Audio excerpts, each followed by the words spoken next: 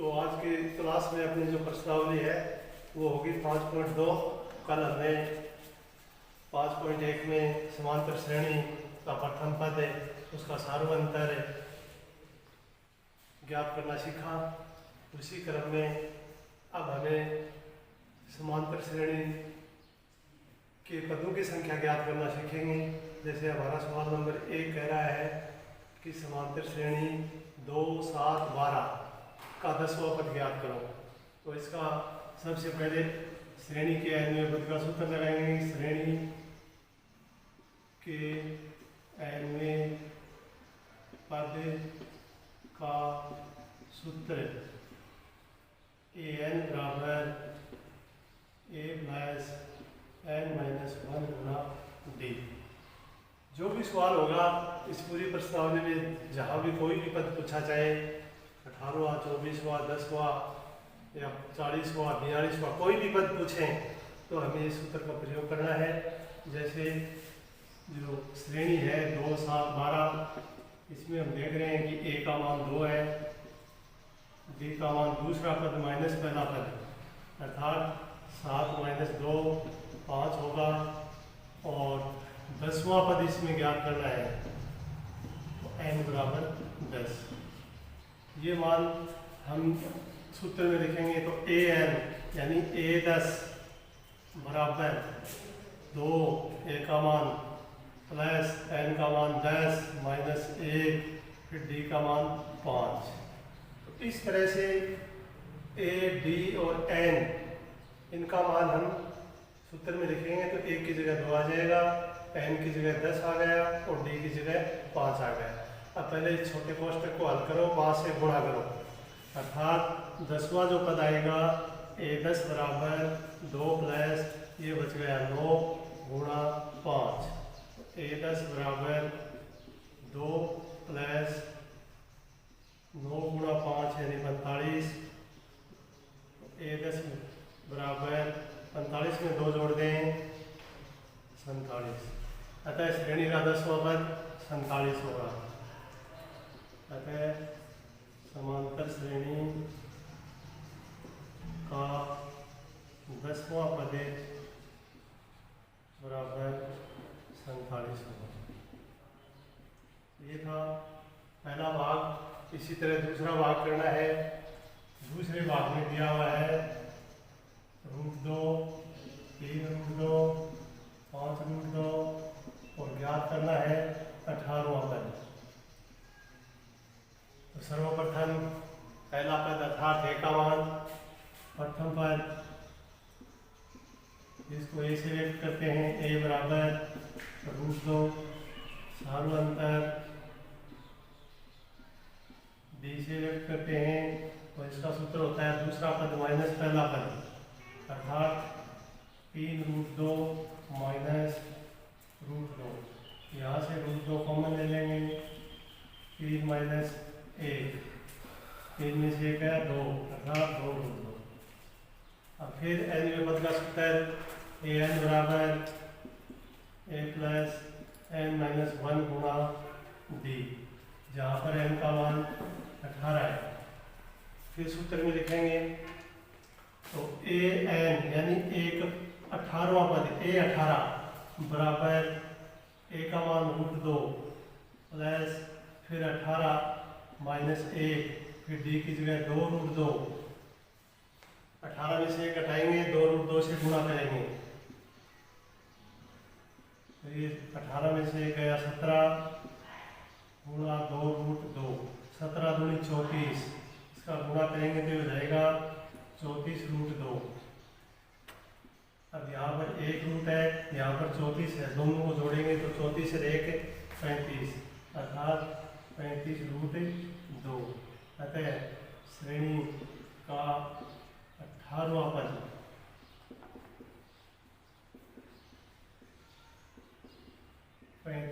होगा। इस तरह से ये पहला सवाल है जिसके 3 पार्ट हैं, 2 कर दिए हैं।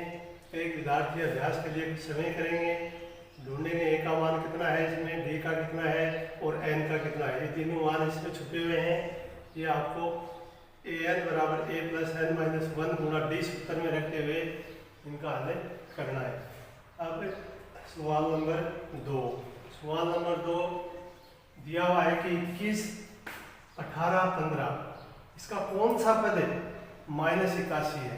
अर्थात प्रश्न पर अगर गौर करेंगे तो प्रथम पद दे दिया, उसका अंतर भी दिया हुआ है और n का मान नहीं दिया हुआ है।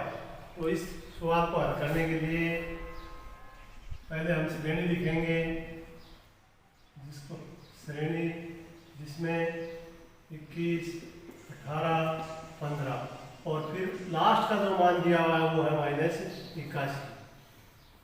इसका अर्थ ये हुआ कि अंतिम जो मान होता है वो ए एन, पीछे की प्रश्नावली में हमने पढ़ा ए प्लस डी, ए प्लस 2d, ए प्लस 3d और अंत में लिखा ए प्लस एन डी।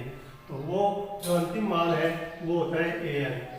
तो यहाँ से ए एन बराबर -81। यहाँ से देख रहे हैं प्रथम पद है ए जिसका मान 21। द्वितीय पद में से प्रथम पद घटाएंगे तो हमें समानांतर अर्थात डी मिलेगा। तो डी बराबर 18 - 21। तो यहाँ पर माइनस की संख्या बड़ी है तो चिन्ह माइनस का आएगा, डी का मान आ गया -3। अब सूत्र लगाएंगे एनवा पद का। तो एन बराबर ए प्लस एन माइनस 1 गुना डी। यहाँ इस सूत्र में हमें देखना है कि ए एन का मान दे दिया गया है, अर्थात ए एन का मान -81 है। तो यहाँ लिखेंगे -81 बराबर ए की जगह 21 प्लस एन हमें ज्ञात करना है और डी की जगह -3। अब इसको आगे सरल करेंगे तो ये दोनों संख्याएं, संख्या को संख्या की तरफ ले लेंगे, अर्थात 81 की ओर 21 ले लेंगे और चिन्ह बदल देंगे और ये -3 का जो गुणा में है वो इसके बट्टे में लिख देंगे। तो n - 1 इंटू -3, माइनस में प्लस होता है तो इन दोनों को माइनस में जोड़ेंगे तो ये आ गया 102 और ये जो 3 है गुणा में ये इसके भाग में आ जाएगा, माइनस से माइनस कैंसिल हो जाएगा और इसका भाग 102 में देंगे तो देखो 34 बार जा रहा है, 3 3 9, 1 बचेगा, 12 हो जाएंगे, 3 चौके 12। ये n बराबर 1 के है तो हमें n बराबर ज्ञात करना है। तो ये -1 इधर आके प्लस हो जाएगा, 34 प्लस 1 बराबर n, अर्थात n बराबर 35। अब प्रश्न में पूछा है कि कौन सा पद -81 है, तो उसका आंसर हमें यहाँ मिल गया कि 35वां पद -81 है। तो लिखेंगे आता है श्रेणी का 35वां पद बराबर -81 होगा। इस तरह से ये प्रश्न नंबर 2 है। सूत्र इस सब में वही चलेगा, प्रश्न को ध्यान से देखना है। A D N A N ये 4 चीजें हैं, इनमें से कोई 3 हमें दी हुई होती है प्रश्न में और 2 हमें जो हमें सूत्र में लिखनी है और सूत्र के अनुसार फिर जो अज्ञात है उसको हमें ज्ञात करना है। जैसे इसमें ये सवाल भी ऐसे ही है कि 84, 80, 76 कौन सा पद शून्य है, अर्थात लास्ट वाला पद ए एन का जो मान है वो शून्य होगा। तो इसी सूत्र का प्रयोग करते हुए लिखेंगे कि शून्य बराबर ए की जगह 84 और डी की जगह -4 और इसी तरह से इसको सरल कर देंगे और n का मान आ जाएगा। इसी तरह है तीसरा सवाल जिसकी श्रेणी है 5, 11, 17। श्रेणी है 5, 11, 17। इसमें पूछा है कि कोई पद 301 है क्या, कोई पद 301 है क्या। तो यही तरीका है सेम कि ए का मान है 5, प्रथम पद देख रहे हैं वो ए का मान होता है, सार्वंतर दूसरे में से पहला घटाना है वो डी होता है। तो यहाँ दूसरा 11 है, पहला 5 है, तो हम देख रहे हैं कि 6 आ गए। ए एन दिया हुआ है 301, एन इसमें ज्ञात करना है।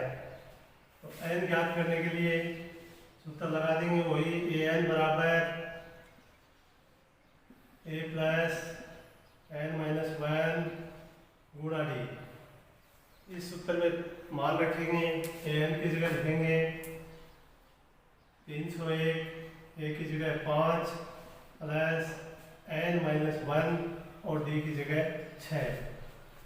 अब हम देख रहे हैं ये दोनों संख्याएं हैं, तो 301 में से 5 घटाएंगे, इधर पक्षांतरण हो जाएगा 5 का, और ये जो 6 है जो n माइनस वन के गुणा में है ये इसके बटे में आ जाएगा। तो इसको घटाते हैं तो बच गए 296 बटे 6 बराबर n माइनस वन। अब हम 296 में 6 का भाग दे के देखते हैं, तो भाग दे के देखते हैं तो 6 का पहाड़ा बोले तो 4 बार 5 बार में जाता है, इसलिए 4 बार जाएगा 24, 5 बच गए 56। फिर हम देख रहे हैं कि 6 के पहाड़े में 56 नहीं आते हैं, अर्थात कहने का मतलब ये हुआ कि ये जो संख्या है ये पूरी पूरी बार नहीं कट रही है, तो n का मान भी पूरा पूरा नहीं आएगा, पॉइंटों में आएगा, और जब पॉइंटों में आएगा तो उनका सारों अंतर समान नहीं होगा, और सारों अंतर समान नहीं होगा तो हम लिख देंगे कि 301 श्रेणी का कोई पद नहीं है। तो यहाँ पर लिखेंगे, इस भाग को पूरा करने पर ये आ रहा है 54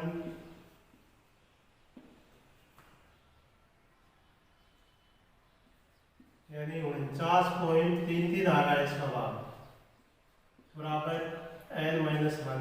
तो n बराबर हो गया 50.33।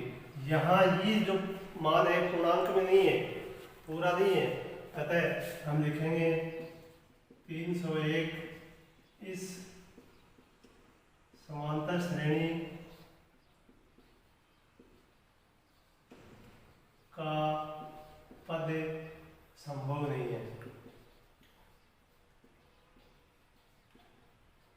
तो ऐसे सवालों पर ध्यान देना है, करने का तरीका वही है, लास्ट में हमें देखना है कि पूरी बार भाग जा रहा है तो वो श्रेणी का पद होता है, अन्यथा नहीं होता है। इसी तरह इसका चौथा भाग है, इसमें दिया हुआ है 11, 8, 5, 11, 8, 5 और पूछा है कि क्या इसका -150 कोई पद है। तो इसको ज्ञात करने का भी वही तरीका है। हम देख रहे हैं कि सबसे पहले a 11 दिया हुआ है, d 8 माइनस 11 यानी -3 दिया हुआ है, और an है वो 150 दिया हुआ है, तो यहाँ लिख देंगे माइनस का 150।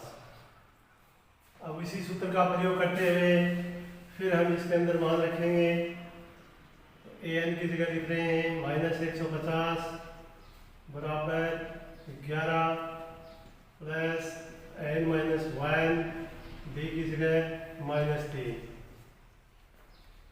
11 को इधर ले लेंगे, 150 इधर लेंगे तो चिन्ह हो गया माइनस का 11 बराबर n माइनस वन गुणा -3। दोनों को माइनस माइनस माइनस में प्लस, अर्थात 161 बराबर n माइनस वन गुणा -3।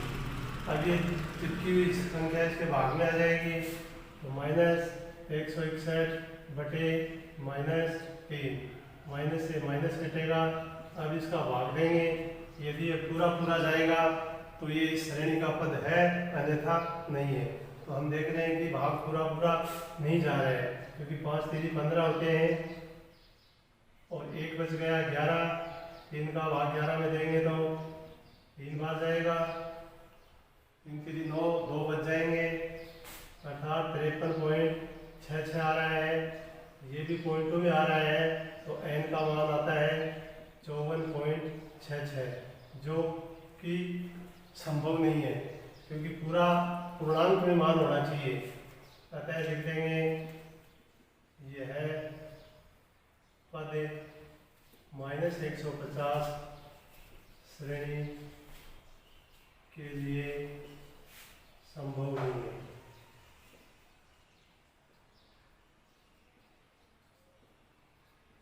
तो इस तरह से हमने एक सवाल 4 में से इसमें छोड़ा है और एक सवाल पहले में छोड़ा है।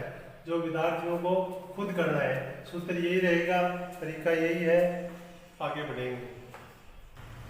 हाँ, तो एक प्रश्न नंबर 3 प्रश्नावली 5.2 का, इसमें थोड़ा सा फेरबदल है, उसको पहले समझना है फिर आगे बढ़ना है। फेरबदल क्या है कि इसमें ये दिया हुआ है कि छठा और 17वां पद 19 और 41 है। तो पहले हम छठा पद का सूत्र लिखेंगे, फिर 17वें पद का लिखेंगे, और उसके बाद में जैसे 5.1 में ज्ञात किया था ए और डी का मान ज्ञात करके 40वां पद ज्ञात करेंगे। तो माना श्रेणी का प्रथम पद ए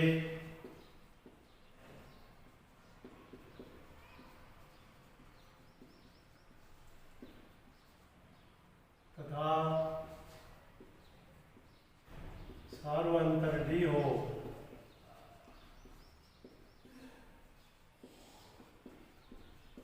तो छठा पद अर्थात A6 बराबर A + 5D, ये इसका सूत्र होता है। इसी तरह 17वां पद A17 बराबर A + 16D। तो कोई भी श्रेणी का जो पद ज्ञात करते हैं तो उसके लिए सूत्र होता है A + n-1 गुना D, अर्थात अगर चौथा पद ज्ञात करेंगे तो A + 3D, छठा पद ज्ञात करेंगे तो A + 5D, 20वां पद ज्ञात करेंगे तो A + 19D। तो यहाँ से हमें प्रश्न में इनके मान दिए हुए हैं। प्रश्नानुसार प्रश्न कहता है कि A + 5D का जो मान है वो 19 है, और A + 16D का जो मान प्रश्न में दिया हुआ है वो 41 है।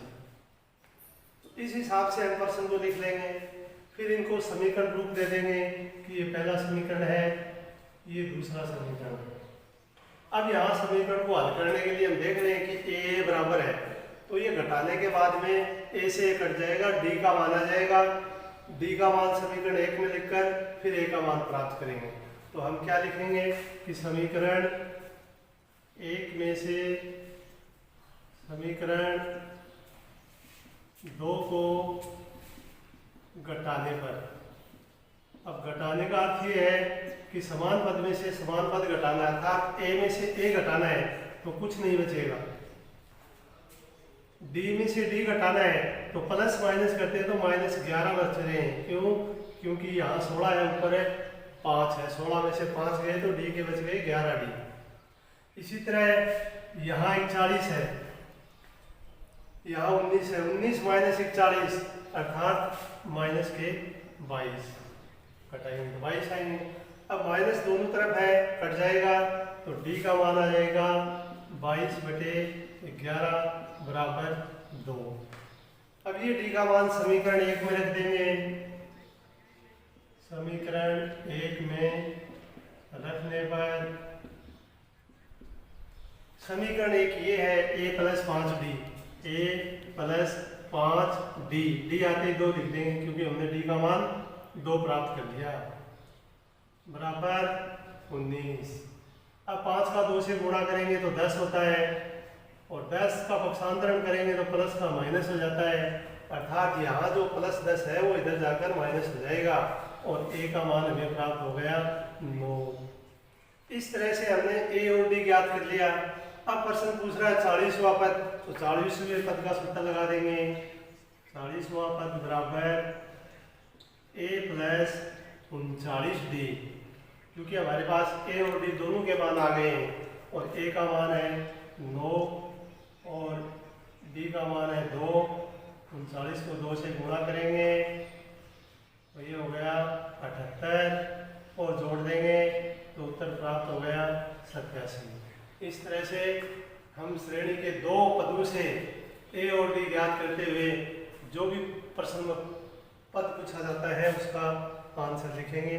जैसे इसमें पूछा गया 40वां पद, तो हमने लिख दिया कि श्रेणी का 40वां पद है वो 87 होगा।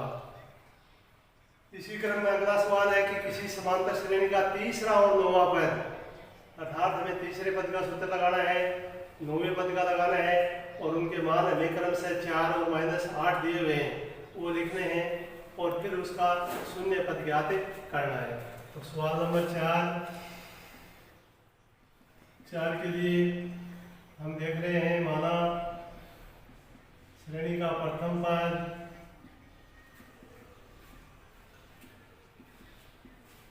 ए व सार्वंतर बी हो तो अब हमें ये दिया हुआ है कि जो तीसरा पद है अर्थात A3 का जो मान है वो 4 है, जिसको हम सूत्र के रूप में लिख देंगे A3 को A + 2D। तो हमें समीकरण मिल गया A + 2D बराबर 4। इसी तरह अगला मान दिया हुआ है 9वां पद -8, जिसका अर्थ हुआ कि A9 -8 सूत्र के रूप में लिखने पर A + 8D बराबर -8। फिर हमें दो समीकरण मिल गए, उन दोनों समीकरणों को जैसे अभी हमने समझा है वैसे हल करना है, यानी समीकरण 1 में से 2 घटाना है। समीकरण 1 में से समीकरण 2 को घटाने पर घटाएंगे तो चिन्ह बदलेंगे तो A से तो कट गया, पहला A से कट जाएगा, B यहाँ 8 है यहाँ 2 है तो -6 बच जाएगा, और ये चिन्ह बदलेंगे तो +8 हो जाएगा, 8 और 4 12, तो D बराबर 12/-6 अर्थात D बराबर -2। इस तरह से D का मान प्राप्त हो गया। इसको समीकरण 1 में रख देंगे। समीकरण 1 में D का मान -2 रखने पर हमें प्राप्त होगा A + 2D, D की जगह -2 बराबर 4। अब 2 दूनी 4 +- A बराबर 4 + 4 A बराबर 8। इस तरह से A और D का मान। अब पूछा गया है कि कौन सा पद शून्य है, अर्थात An का मान शून्य है। जब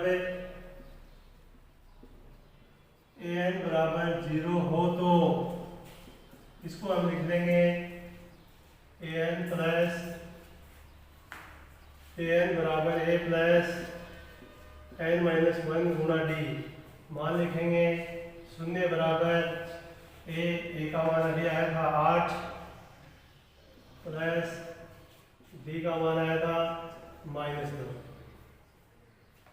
तो हम देख रहे हैं कि इस 8 को इधर ले लेंगे तो इसका चिन्ह बदलेगा, ये 0 में 8 जोड़ेंगे तो 8 आएंगे माइनस के, और यहाँ n-1 और बटे में आ जाएगा -2। 2 से 8 4 बार कटता है, 4 बराबर n-1, तो n बराबर 4 + 1 अर्थात 5। तो 5वां पद शून्य आ रहा है तो हम लिख देंगे अतः श्रेणी का 5वां पद शून्य होगा। अतः श्रेणी का 5वां पद शून्य होगा, और ये हमें प्रश्न में पूछा गया है। तो इस तरह से सारे इस प्रश्नावली के सवाल हैं वो एक जैसे चल रहे हैं, और हम देख रहे हैं कि पहले A ज्ञात करें, फिर D ज्ञात करें, और आगे का हल करते हुए जो प्रश्न में पूछा गया है वो पद ज्ञात करें। अभी इसी क्रम में 5वां सवाल है, जिसमें दिया हुआ है कि समांतर श्रेणी का तीसरा पद, अर्थात यहाँ पर क्या परिवर्तन हो गया। इस 5वें सवाल में A3 का मान 16 है। अब हम A3 का सूत्र जानते हैं, A + 2D, A + 2D बराबर 16। तो पहला समीकरण मिल गया A + 2D बराबर 16। दूसरा फिर प्रश्न की भाषा में ध्यान देंगे तो इसमें लिखा हुआ है कि 7वां पद 5वें पद से 12 अधिक है, तो इसको गणितीय रूप में लिखना है। 7वां पद बराबर 5वां पद, अधिक का मतलब +12। यानी ये है। इसको सूत्र के रूप में लिखेंगे तो सातवें पद का सूत्र होता है a प्लस 6d। इसी तरह पांचवें पद का सूत्र होता है a प्लस 4d। तो हम सूत्र के रूप में इनको लिख देंगे। लिखने के बाद में a से a कट रहा है, अर्थात जब हम पक्षांतरण करते हैं तो a के पास जाएगा और d के पास जाएगा, संख्या एक तरफ आएगी। तो यहाँ दाएं पक्ष में a है, इधर से ये a आ गया चिन्ह बदल के। फिर 6d के पास में चिन्ह बदल कर आ जाएगा -4d और बराबर में बच गया 12। तो यहाँ देखना है कि हमने पक्षांतरण किया है, a को a के पास और d को d के पास। तो पक्षांतरण से ये चीज समझ में आ रही है कि a से a कट रहा है और जो d है वो 2 बच रहा है, अर्थात 2d बराबर 12। तो d बराबर 12/2 यानी 6। अब ये समीकरण 1 में लिख देंगे। d का मान 6 है, वो समीकरण 1 में रखने पर समीकरण 1 है a प्लस 2d बराबर 16। a प्लस 2d बराबर 16, ये समीकरण 1 है। इसमें हमें d की जगह लिखना है 6। तो a का a और इस d की जगह आ गया 6। तो हम देख रहे हैं 2 गुणा 6 12 हो जाएंगे।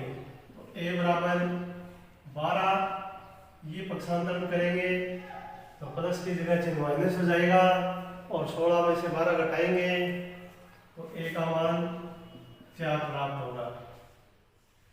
अब a और d दोनों मिल गए। अब वो पूछ रहा है कि वह श्रेणी ज्ञात कीजिए। तो कल की क्लास में हमने पढ़ा था कि श्रेणी का जो व्यापक रूप है वो होता है a plus d, a plus 2d, a plus 3d, इस तरह से होता है। अतः श्रेणी बराबर a plus d, a plus 2d, a plus 3d, यानी कितना भी अनंत तक लिख सकते हैं। तो हमारे पास में a और d दोनों आ गए। तो पहला पद a का मतलब है 4, दूसरा पद 4 प्लस 6, तीसरा पद 4 प्लस 2 गुणा 6, तीसरा पद 4 प्लस 3 गुणा 6। इस तरह से लिखेंगे। लिखने के बाद में सरल करेंगे तो 4 का 4, 6 4 10, यहाँ देख रहे हैं 12 हो रहे हैं, 12 में 4 जोड़ दिए तो 16, यहाँ 18 हो रहे हैं, 18 में 4 जोड़ दिए तो 22। इस तरह से हमारी जो श्रेणी प्राप्त हो रही है वो आ रही है 4 10 16 22 और यही प्रश्न में पूछा गया है। तो उत्तर लिख देंगे। अतः समांतर श्रेणी 4 10 16 होगी।